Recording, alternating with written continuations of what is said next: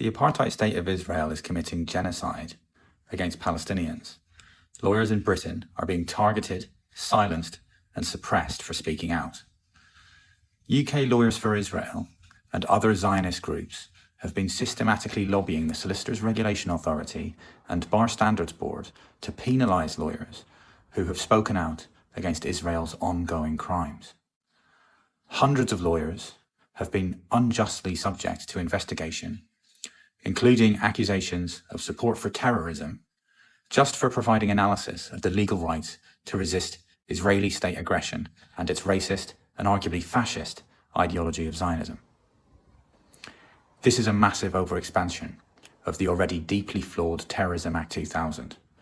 What was originally described by Parliament as legislation meant to increase state security is now being relied upon by the SRA and BSB to target lawyers providing legal analysis that criticises Israel. With the recent decision to expand the British government's list of banned organisations to include the peaceful direct action group Palestine Action, we're entering extremely dangerous and authoritarian territory.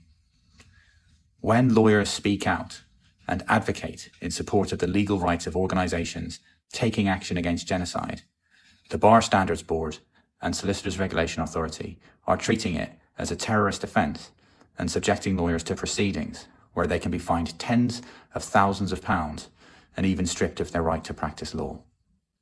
This is a full-blown crisis. We need to push back. Everyone's right to free speech and the independence of your legal profession hangs in the balance.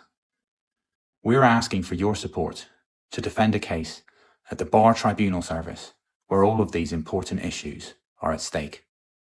I was called to the bar in 2010 and did my pupillage at Garden Court Chambers, a well-known set for the defence of civil liberties. Since October 23, I've been speaking out against the atrocities committed by Israel in Palestine and against neighbouring countries.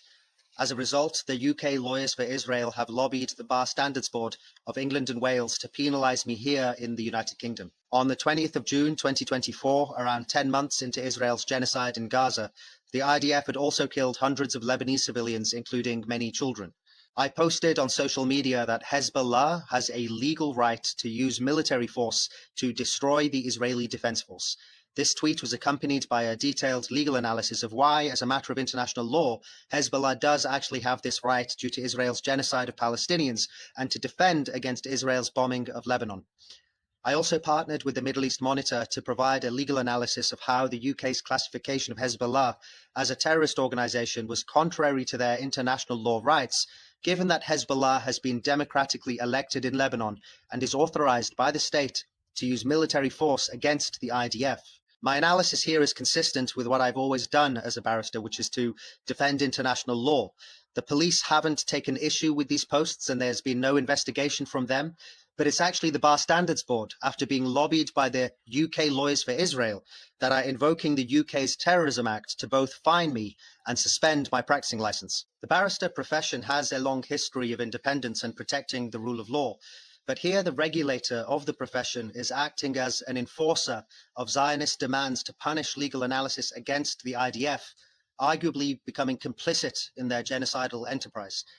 So this case is going to tribunal. I hope to win my case, but I also hope that winning will help push back against this suppression and prevent the misuse of the Terrorism Act by regulators as a tool to silence legal advocacy in support of international law. This is an important case that will impact the right of free speech across the legal profession, speaking out against Israel's genocide in Gaza and unlawful aggression against neighbouring countries. We're grateful for your contribution to this crowdfunder and for your support in ensuring its success. We'll provide updates as the case progresses and proceeds. Thank you for your time.